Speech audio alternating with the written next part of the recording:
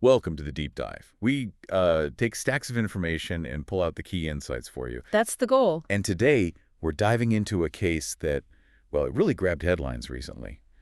The murder of Natalie McNally. Yes, a truly chilling story. But as we sort of peel back the layers on this one, it just opens up this much bigger conversation. Right, about how violence is changing, maybe, especially against women. Exactly, and how the whole digital age is weaving into crime, accountability, and, the search for justice. It's fascinating, really, how one specific case, with all its sort of modern twists, shines a light on these really deep, entrenched issues. And it forces us to ask some tough questions about how we define violence, how we track it, and how we respond now in this, super digital world. So our mission for this deep dive is to walk you through the complexities of what looks like a very modern crime. Connect the dots, yeah. Connected to the global crisis of gender-based violence, explore technology, which seems like a double-edged sword here. Definitely. Both helping commit crime and sometimes helping solve it. Right. And finally, look at the systemic problems in getting real accountability and justice. Okay, let's unpack this. Let's do it. We have to start with the details of Natalie McNally's murder. December 18th, 2022. She was 32 years old. And 15 weeks pregnant with her son, Dean. Just tragic. The case got a lot of attention straight away because the authorities called the plot, meticulously planned. Sophisticated, calculating, and cool-headed. That was the description. And the alleged killer, Stephen McCullough, he immediately drew attention because of his alibi. His very public alibi. This is where it gets, kind of wild. Right. McCullough claimed he was live streaming. Yeah. Playing Grand Theft Auto Vice City, of all things. For 6 hours straight on YouTube. He even promoted it.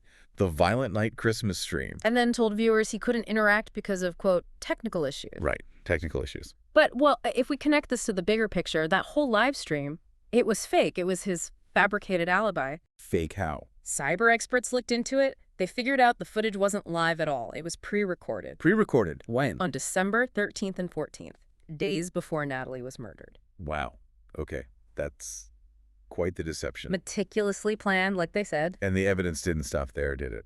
There was CCTV. Yeah, CCTV footage showed a man, police believe it was McCullough, getting on a bus, heading towards Natalie's home. And he was wearing something distinctive. A yellow glove, underneath a black one. And that yellow glove became crucial. How so? Because traces, consistent with a marigold-colored cleaning glove, were found in the blood spatter analysis at Natalie's home. So a direct physical link from the CCTV sighting to the crime scene. Exactly. It's a powerful combination of that digital footprint, the CCTV, and the physical forensic evidence. And his phone records. They found a big gap. His phone activity just stops between 6 p.m. and 11:16 p.m. on the night she was killed. And does that time frame match anything? It correlates almost perfectly with a taxi driver who confirmed dropping him home around 11:09 p.m. So the gap covers the likely time of the murder and his travel back. It's chilling how the pieces fit, but then he interfered with the family. This part is quite brazen. He reportedly left his phone behind at their house. Why? It was recording. For about 40 minutes, detectives believe he was trying to eavesdrop to monitor the police investigation. Did it work? No, clearly backfire. It just added to the evidence against him. So the judge saw through the live stream deception. Absolutely. The judge highlighted how complex the case was, but pointed out that it really hinged on proving that live stream was a fake. Called it a cold-blooded attack. Meticulously planned, and bail was refused. Too much risk of him tampering with witnesses. And Natalie's family. Yeah. Amidst all this horror. They've been incredibly strong, using their voice, calling for an end to violence against women and girls. It's powerful. Which brings us to this wider issue. Natalie's case, her unborn son. It's such a stark example of femicide. Exactly. We should probably define that properly. Femicide is, well, the intentional killing of women or girls because they are female. Because of their gender. Precisely. And the scale. It's staggering when you look at the data. How big are we talking? Globally, something like 50%, half of all femicides, are committed by male intimate partners or other male family members. Half. Yeah. And if you look just at homicides of women, nearly 40% are by a current or former spouse or partner. It's overwhelming. And in the U.S., I remember seeing some statistics. They're particularly grim. Homicide is actually the leading cause of death for pregnant women in the U.S. Leading cause, more than medical complications. Yes, and overall, more than 5 women are killed every single day in the U.S., which accounts for about 70% of all female deaths across high-income countries combined. So what's driving this? Why does this happen? Well, connecting it to the bigger picture, the roots go deep, Harmful gender roles, stereotypes. Things like honor killings. That's part of it, yes, tied to certain beliefs. But also this broader idea of masculine hegemony, basically unequal power dynamics where men hold dominant roles systemically. It's baked into the structure sometimes. In many ways, yes. And the term itself, femicide, it has a history. It does. It was apparently first used way back in 1801 in England, but its modern use really took off with Diana Russell in the 70s. To specifically highlight violence against women. Exactly. And then Latin American feminists took it further with the term feminicide. What's the difference there? Feminicide emphasizes not just the killing, but also the role of the state, like inaction by authorities, the climate of impunity that allows this violence to flourish. Okay, so it's broader than just the act itself. What forms does it take? It's a spectrum. Obvious things like domestic violence escalating to murder, but also forced abortions, sex-selective infanticide. Killing baby girls just because they're girls. Yes, and even geronticide, killing elderly women. Then there's something truly horrific called corrective rape. What is that? It's a hate crime, an attempt to, quote, correct someone's sexual orientation through rape. It's targeted LGBTQ+ individuals, and tragically has led to murder in some cases. Like the South African activist. Yudi Similane, yes. A soccer player and activist, a terrible case. We also hear about serial femicide. Right, defined often as sexually sadistic killing of women, or sometimes termed sexual terrorism. Male serial killers often employ particularly brutal methods against female victims. Is the data reliable on all this? You mentioned issues. It's often quite poor. Underreported, inconsistent definitions across countries. It makes getting a truly accurate global picture very difficult. But we see regional patterns. Oh, absolutely. Different manifestations pop up. In China, for instance, female infanticide persists despite being condemned, partly linked to past policies like the one-child policy, but also just broader inequality. And India. You see a lot. Infanticide, dowry murders, honor killings, even witch hunts in some areas, driven by strong patriarchal norms and, sadly, low conviction rates, which doesn't help. South Korea. There, Confucianist traditions can contribute to women's subordination, making them reluctant to report violence. Courts have sometimes been seen as lenient, and legal protections aren't always strong, especially outside marriage. Turkey's been in the news regarding this too. Yes, honor killings are a concern, and their withdrawal from the Istanbul Convention, a treaty designed to combat violence against women, caused a huge outcry from rights groups. And Latin America seems to have particularly high rates. Some of the highest, globally, tragically. There's often a culture of victim blaming. Some theorists talk about a macho backlash against women's progress contributing to the violence. Have solutions tried there worked? Like those female-friendly zones? Mixed results, really. Things like pink buses or specific urban zones have been tried, but they've also faced criticism for not addressing the root causes or even reinforcing segregation. So what can be done for prevention? It's multifaceted. Stricter laws and better enforcement are key, but also improving women's overall status through genuine gender equality efforts. Crucial. Training officials, police, judges, prosecutors to recognize the signs of violence, especially intimate partner violence, and understand the dynamics, and paying special attention to vulnerable groups like minorities and migrants. This brings us back to technology, which played such a key role in the McNally case. Not just the alibi, but the evidence. Exactly. And her case really highlights how deeply tech is now woven into crime.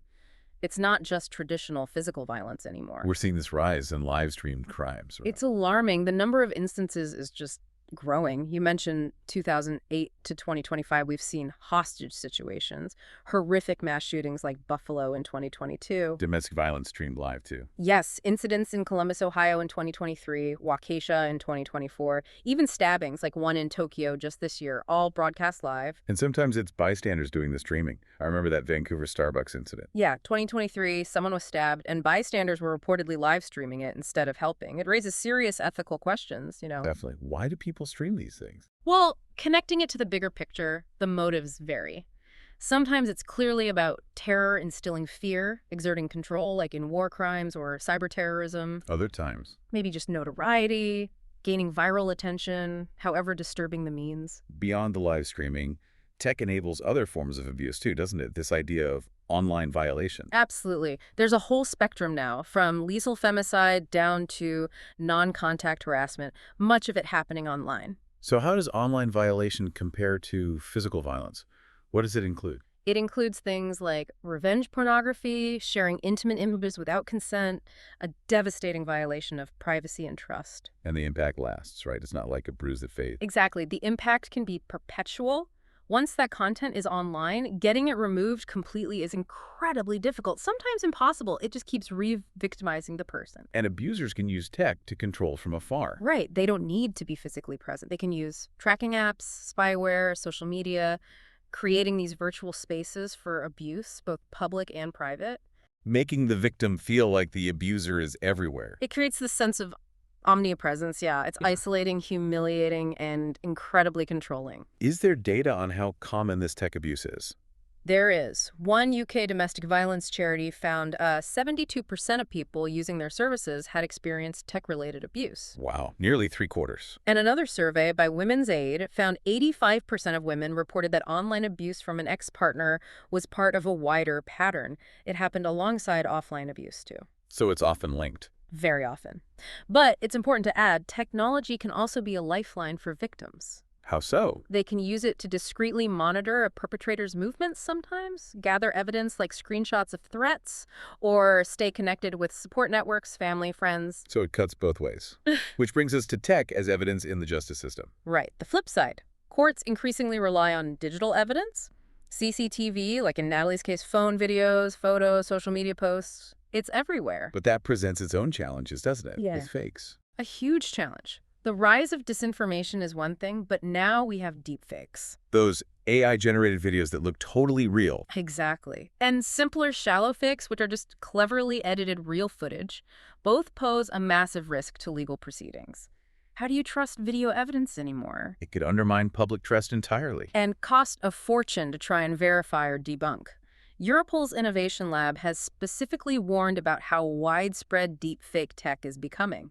So what's the solution? How do we preserve the integrity of evidence? People are working on it. There are technological solutions like using blockchain to create a secure digital chain of custody, basically, proving a video hasn't been tampered with from the moment it was recorded. Like a digital evidence locker. Sort of, yeah. And education is key, too. Training lawyers, judges, police on how to spot fakes, how to handle digital evidence properly. International standards. Definitely needed. Organizations like Interpol are working on promoting standardized procedures globally. Okay, shifting gears slightly, but staying with accountability. Individual cases are horrific, but we also need to look at systemic issues, right? Yeah. Public safety failures. Absolutely. And one area where data has recently shed a harsh light is police pursuits. Why are they so dangerous? I saw that San Francisco Chronicle investigation mentioned. It was groundbreaking. They found police chases kill nearly 2 people a day across the U.S., often started over very minor things, or sometimes no actual crime initially. 2 people a day. Yeah, the total was 3,336 deaths just between 2017 and 2022. And many of those weren't even involved in the chase. That's the truly tragic part. 551 of those killed were innocent bystanders. Just people in the wrong place at the wrong time. And there are racial disparities here too. Stark ones. Black people make up about 13% of the U.S. population, but they accounted for 25% of the bystander deaths in these chases. A quarter of the innocent victims. Yes. Yeah. And the investigation also found these deadly chases are more likely to happen in majority Black neighborhoods. Is anyone held accountable when these chases go wrong? Rarely, it seems. Connecting this to the broader picture, accountability is severely lacking. Department rules on when to initiate a chase are often vague, permissive, and vary wildly. So officers break the rules. The investigation found 140 officers who broke the law or violated policy in fatal chases. And the consequences? Minimal. Only 6. Just 6 faced criminal convictions. Internal discipline is also rare. Who pays when things go wrong? When bystanders are killed or injured? Taxpayers, mostly. The investigation tracked over $82 million in payouts from local governments and insurers since 2017. $82 million. And they say that's likely an undercount because settlements aren't always public. Did this investigation actually lead to any change? It had a significant impact, yeah. It prompted calls from U.S. representatives for a national database to track these fatalities properly. That seems basic. You'd think. It also led the policing project at NYU Law School to draft a model federal law to regulate pursuits. And researchers used the data. Yes, researchers at NYU's School of Global Public Health published a study based on the Chronicle's data in a major medical journal, JMA, so it really amplified the findings. How did the reporters even get this data if there's no national database? They had to build it themselves, which is incredible journalistic work. Oh. They worked with statisticians, criminologists. They combined existing data from projects like Fatal Encounters with federal highway safety data, then added information from scouring local news, court records. And public records requests. Over 250 of them. They really had to dig. They even used programming art to manage and analyze it all. That's dedication. Did they face hurdles getting records? Oh, definitely. This raises an important question for anyone doing this kind of work. They had to deal with agencies charging huge fees, sometimes illegally. How did they handle that? They had to push back, firmly but politely, insisting on costs only for electronic records, making sure the hourly rate charged was the lowest allowed by law. You have to know your rights. And interviewing survivors. That must be incredibly difficult. Absolutely. The key lessons there were about establishing shared goals first. Letting the survivor control the conversation, giving them agency. Consent is vital, obviously. Crucial. Especially for publishing graphic details, getting explicit written consent, even just via text message, is essential. And meeting in person? When possible, yes.